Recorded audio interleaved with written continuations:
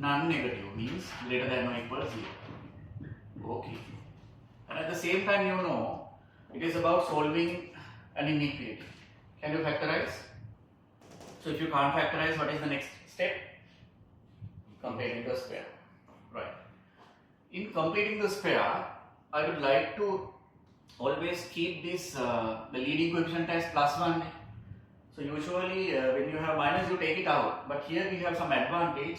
Since the other side is 0, we can multiply both sides by minus. So minus x is okay. The additional square is minus half square, which is 1 by 4. You have to subtract. Plus 3 less than or equal 0. So x minus half square. What about 3 minus 1 by 4? 11 by 4. 11 by 4. And it is something special. Why? In inequalities we discussed about this further. This is sum of two squares. What you know about sum of two squares? Yeah, greater than 0, always plus. But what they need for the domain to be, to have the region of that certain x's, it has to be less than or equal 0. But that is the region it can never be. Means x doesn't have any real number. X is not real. That is where you can have irrational factors. That technique, whatever technique is for the rational factors. But in case when you complete the square, in case you need here difference of two squares, that is irrational factors like x plus root 5 minus 1, x minus root 5 minus 1, likewise.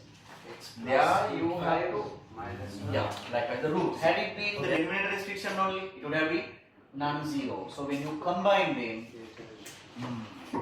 x minus 2 into x plus 1, usually for the square root restriction non-negative, but being that in the denominator it is just positive.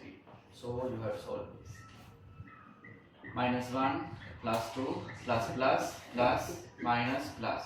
Therefore the answer, the positives, x is less than minus 1, greater than 2. You don't need to look at the zeros because equal is not there. You don't need it. In this inequality itself, you are making sure that 2x minus 1 won't be getting to 0. And in inequalities, even when you solve, you don't make any equal to the limiting value at the bottom. That is why. So this is enough. Just solve this. Right. So we'll factorize x out, x squared minus 1. So x minus 1, x plus 1, 2x minus 1. Limiting values 0, 1, minus 1. So completing the square, we have some easy method here. Yeah, you can follow the basic as well, taking 4 out, all the things. But by considering 4x square to be a perfect square of who? 2x's. 4x squared is the perfect square of 2x.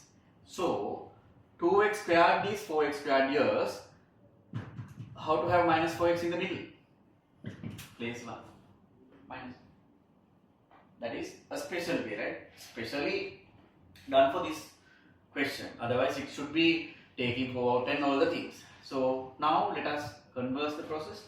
2x squared is 4x squared. 2x into minus 1 into 2 is minus 4x. Minus 1 squared is plus 1. You have to get it off there. Work done. So what is fx?